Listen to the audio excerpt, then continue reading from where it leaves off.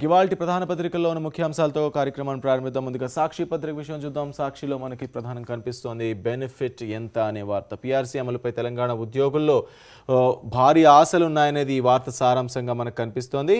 అలాగే మరో ప్రధానమైన వార్త కూడా మనకి పైన కనిపిస్తోంది. అదే ఈ బెనిఫిట్ విషయంలో ఒకసారి చూస్తే 69% ఫిట్మెంట్ కావాలని ఉద్యోగులు డిమాండ్ చేస్తున్నారు. కనీసం 49% ఇచ్చిన 4 ఇంక్రిమెంట్లకు అవకాశం. 2014 జనవరి నుంచి నగదు రూపంలో వర్తింపచేయాలి. కనీస వేతనం 15,000, గ్రాట్యుటీ 15 లక్షలకు పెంచాలి. సచివాలయంలో ఉద్యోగ సంఘాల భేటీలో చర్చ. 17న హై పవర్ కమిటీతో సమావేశానికి సమాయత్తం అనేది ఈ వార్త సారాంశం. ఇక పైకి వెళ్తే ఊరెళ్లిన మహానగరం అనే వార్త మనకు ప్రధానంగా కనిపిస్తోంది. సంక్రాంతి సందర్భంగా హైదరాబాద్ నుంచి భారీగా స్వస్థలాలకు పయనం. 2 తెలుగు రాష్ట్రాల్లోని సొంత ఊళ్లకు తరలి వెళ్లిన వారి సంఖ్య 20 లక్షలకు పైనే. బస్సులు, రైళ్లతో పాటు పెద్ద సంఖ్యలో వ్యక్తిగత రవాణా వాహనాలు, అదనపు ఛార్జీల బాధుడితో తప్పని ఇబ్బందులు అనే వార్త మనకు కనిపిస్తోంది. ఇక మరో వార్త హైదరాబాద్ స్థానిక కంటోన్మెంట్ బోర్డులో జరిగిన ఎన్నికలకు సంబంధించిన వార్త కూడా మనకు ముందు పేజీలో కనిపిస్తోంది. కంటోన్మెంట్ ఎన్నికల్లో గులాబీ హవా. 4 వార్డుల్లో టీఆర్ఎస్, 2 చోట్ల టీఆర్ఎస్ రెబెల్స్ పాగా, ఒక చోట కాంగ్రెస్, మరో చోట స్వతంత్ర అభ్యర్థి విజయం. ఖాతా తెరవని టీడీపీ, బీజేపీ కూటమి. డిపాజిట్ కోల్పోయిన సర్వే వారసులు, గెలవని సాయన్న కూతురు అంటూ ఒక వార్త ముందు పేజీలో మనకు కనిపిస్తుంది. ఇక సాక్షిలో సైడ్ ఉన్న వార్తలు కొన్నిటి మనం చూస్తే విడి సిగరెట్ల అమ్మకంపై నిషేధం అనే వార్త మనకు కనిపిస్తోంది. ప్రతిపాదించిన కేంద్ర ప్రభుత్వం బహిరంగ ప్రదేశాల్లో ధూమపానానికి జరిమానా 1000కి పెంపు, ముసాయిదా బిల్లు విడుదల. ప్రజల నుంచి సూచనలు, సలహాలు కోరిన ఆరోగ్య శాఖ అనేది వార్త సారాంశం. ఇక్కడ నుంచి విడి సిగరెట్లు అమ్మకుండా ఉండేలా ఒక బిల్లును తీసుకురావాలని చెప్పి కేంద్రం ఆలోచిస్తోంది. దానికి సంబంధించిన ముసాయిదా బిల్లు కూడా సిద్ధమైంది. సూచనలు కూడా సేకరిస్తోంది. ఆ కిందనే క్రమబద్ధీకరణ గడువు పెంపు. తెలంగాణ సీఎంతో మరోసారి చర్చించి ప్రకటిస్తామన్న అధికారులు. 30 వరకు పొడిగించే యోచన అంటూ ఒక వార్త కనిపిస్తోంది.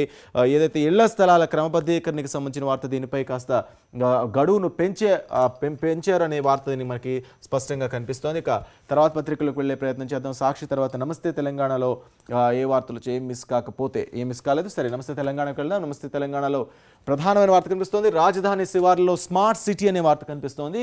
కోహెడా, బోడుప్పల్, శంషాబాద్లలో స్థలాలను పరిశీలించిన దుబాయ్ బృందం అంటూ ఈ వార్త మనకు కనిపిస్తోంది. సో ఈ వార్తను ఒకసారి మనం పరిశీలిస్తే 3 ప్రాంతాలకు రవాణా సహా సకల సదుపాయాలు. నేడు పంచాయతీరాజ్, ఐటీ మంత్రి కేటీఆర్తో సమావేశం.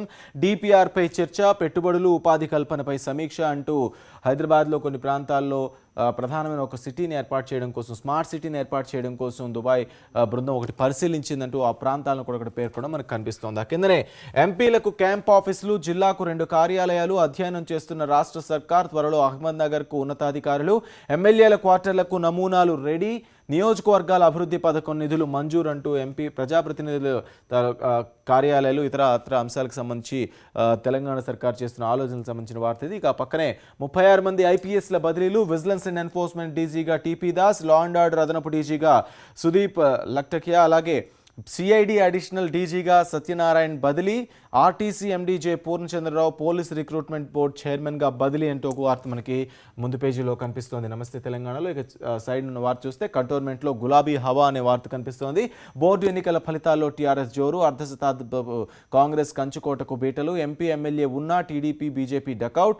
సర్వే సాయన్న వారసులకు చుక్కెదురు అనే వార్త మనకి ముందు పేజీలో కనిపిస్తోంది. ఇది కంటోన్మెంట్ స్థానిక ఎన్నికలకు సంబంధించి. అలాగే ముఖ్యమంత్రి సంక్రాంతి శుభాకాంక్షలు తెలియజేసిన వార్త కనిపిస్తుంది. పక్కనే ఇస్రో చైర్మన్ గా కిరణ్ కుమార్ ఖరారు చేసిన కేబినెట్ నియామకాల కమిటీ అంటూ ఇస్రో చైర్మన్ గా కొత్తగా నియమితులైన కిరణ్ కుమార్కి సంబంధించిన వార్త. ఈ వార్తలన్నీ కూడా మనకు ముందు పేజీలో కనిపిస్తున్నాయి. ఇక తర్వాత పత్రిక ఈనాడుకు వెళ్దాం. ఈనాడులో మనకు ప్రభుత్వ ఉద్యోగులందరికీ ఇళ్ల స్థలాలనే వార్త ప్రధానంగా కనిపిస్తోంది. ఒక చోట ప్రభుత్వ కార్యాలయాల సముదాయాలు. వరంగల్ జిల్లా టీజీఓ, టీఎన్జీఓ నేతలతో ముఖ్యమంత్రి కేసీఆర్ అంటూ తెలంగాణలోని ప్రభుత్వ ఉద్యోగులందరికీ కూడా ఇళ్ల స్థలాలను మంజూరు చేస్తామని ముఖ్యమంత్రి కేసీఆర్ హామీ ఇచ్చిన వార్త మనకి ముందు పేజీలో ఈనాడులో కనిపిస్తోంది. ఇక పక్కన చూస్తే కొత్త శిఖరాలకు చేరుకోవాలి, సంక్రాంతి సందేశం ఇదే. ప్రధాని మోదీ వెల్లడి. ప్రజలకు పండగ శుభాకాంక్షలు. వెంకయ్య నివాసంలో సంక్రాంతి సంబరాలకు హాజరు అంటూ ఒక వార్త మనకు కనిపిస్తుంది. సంక్రాంతి సంబరాలను మోడీ జరుపుకొని ఒక మెసేజ్ని కూడా ప్రజలకు ఇవ్వడం మనకు అక్కడ కనిపిస్తుంది. ఇక కిందనే సాంకేతిక అద్భుతంగా ఆంధ్ర, విశాఖ బంగారు గని అగ్రగామిగా తీర్చిదిద్దుతా. 2 లక్షల కోట్లతో 30 ప్రాజెక్టులు వస్తున్నాయి. ఆంధ్రప్రదేశ్ ముఖ్యమంత్రి వెల్లడంటూ ఒక వార్త కూడా మనకి ముందు పేజీలో కనిపిస్తోంది ఈనాడులో. అలాగే చదువు చట్టబండలు. 2వ తరగతి పుస్తకాన్ని చదవలేని 8వ తరగతి విద్యార్థులు. చిన్న భాగాహారాలన్నా చేతులెత్తేసే పరిస్థితి, ఆంగ్లంలో తడబాటు, గ్రామాల్లో ప్రభుత్వ పాఠశాలల దుస్థితి వెల్లడించిన ప్రథమ నివేదిక అంటూ ఒక వార్త కూడా మనకు కనిపిస్తోంది. అలాగే పీఆర్సీ అదిరిపోవాలి, తెలంగాణ తొలి వేతన సవరణగా ప్రకటించాలి, 69% ఫిట్మెంట్, కనీస వేతనం 15,000, గ్రామాల్లో పనిచేసే వారికి పట్టణాల హెచ్ఆర్ఏ ఇవ్వాలి, తెలంగాణ ఉద్యోగ సంఘాల ఐకాస సమావేశంలో తీర్మానాలంటూ ఒక వార్త కూడా మనకు ముందు పేజీలో ఈనాడులో కనిపిస్తోంది. అలాగే మరిన్ని వార్తలు చూస్తే కంటోన్మెంట్పై గులాబీ జెండా అనే వార్త సెంటర్లో మనకు వచ్చిన వార్త కనిపిస్తోంది. ఇది హైదరాబాద్ స్థానిక ఎన్నికలకు సంబంధించిన వార్త, కంటోన్మెంట్ బోర్డుకి సంబంధించిన వార్త. అలాగే 36 మంది ఐపీఎస్లకు సంబంధించిన వార్త దాని పక్కనే ఉంది. 36 మంది ఐపీఎస్ల నియామకాలు బదిలీలు, తెలంగాణ సర్కార్ ఉత్తర్వులు అనే వార్త మనకి ముందు పేజీలో ఈనాడులో కనిపిస్తుంది. ఇక తర్వాత ఆంగ్ల పత్రికలకు వెళ్దాం. Times of India, oil tumbles to $45, bringing cheat to consumers for now అంటూ ఆయిల్ బ్యారెల్ ధర ముడి చమురు ధర $45 పడిపోయింది. ఇది బాగా తక్కువకు వెళ్ళిపోయిందని అర్థం. సో ఇక నుంచి వినియోగదారులకు కాస్త ఊరట కలుగుతుంది. రేట్లు, పెట్రోల్ డీజిల్ రేట్లు తగ్గే అవకాశం ఉందనేది మనకు కనిపిస్తోంది. అలాగే swine flu kills 2 more in city అనే ఒక వార్త కనిపిస్తోంది. హైదరాబాద్లో స్వైన్ ఫ్లూ బారిన పడి 2 మృతి చెందిన వార్త కూడా ముందు పేజీలో మనకి టైమ్స్ ఆఫ్ ఇండియాలో కనిపిస్తోంది. అలాగే after Air India, Indigo and Jet/lean session fails and there's a good news for flyers. Domestic airlines which have been defying excuse me. So వరుసగా రేట్లు తగ్గుతున్నాయి, ఎయిర్ ఫేర్ తగ్గుతోంది, ఎయిర్ టికెట్స్ రేట్లు తగ్గుతున్నాయి అనేది ఇందులో వార్త సారాంశం మనకు కనిపిస్తోంది. ఎయిర్ ఇండియా, ఇండిగో అండ్ జెట్/లీన్ అంటే ఆఫ్టర్ ఇండియా, ఇండిగో అండ్ జెట్/రెండు కూడా జెట్ కూడా ఇప్పుడు ఫేర్స్ని తగ్గిస్తున్నాయనేది వార్త సారాంశంగా మనకు ముందు పేజీలో టైమ్స్ ఆఫ్ ఇండియాలో కనిపిస్తోంది. ఇక తర్వాత పత్రిక వెళ్దాం Deccan క్రానికల్కి.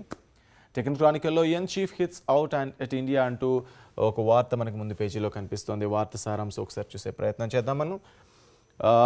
United Nations Chief Ban Ki-moon has accused India of fomenting intolerance with its ban on gay sex amid uproar over a ruling party minister's plan to make homosexuals normal అంటూ ఒక వార్త మనకు ముందు పేజీలో కనిపిస్తుంది. బాన్ కి-మూన్ ఏదైతే గే, లెస్బియన్ అలాగే హోమోసెక్సువల్స్ ఉన్నారో వాళ్ళ దానిపై ఇండియాలో బ్యాన్పై ఇండియా వ్యవహరించిన తీరుపై, ఇండియా చట్టసభలో వ్యవహరించిన తీరుపై బాన్ కి-మూన్ కాస్త కామెంట్ చేసిన పరిస్థితి కనిపిస్తోంది. ఆయన తన బాధను వెళ్ళగక్కారనొచ్చు, లేదంటే ఆయన అపోజ్ చేశారు ఇండియా నిర్ణయాన్ని మనం చెప్పుకోవచ్చు. ఇక్కడ ఆ వార్త ప్రధానంగా ముందు పేజీలో మనకు కనిపిస్తోంది. అలాగే TS AP fight for dam water again, both states seeks 90 TMC feet each, dam has only 90 TMC feet అంటూ మనకి కృష్ణా రివర్ మేనేజ్మెంట్ బోర్డు ద్వారా వచ్చిన ఎపెక్స్ బాడీ ఏదైతే ఉందో దాని ద్వారా వాటర్ డిస్ట్రిబ్యూషన్ విషయంలో 90 TMC feetకి సంబంధించి రెండు రాష్ట్రాలు కూడా ఒకదాంతో ఒకటి మళ్ళీ పోరాటానికి సిద్ధమవుతున్నాయనేది వార్త సారాంశంగా మనకు ముందు పేజీలో డెక్కన్ క్రానికల్లో కనిపిస్తోంది. ఇక హిందూ పత్రిక వెళ్దాం.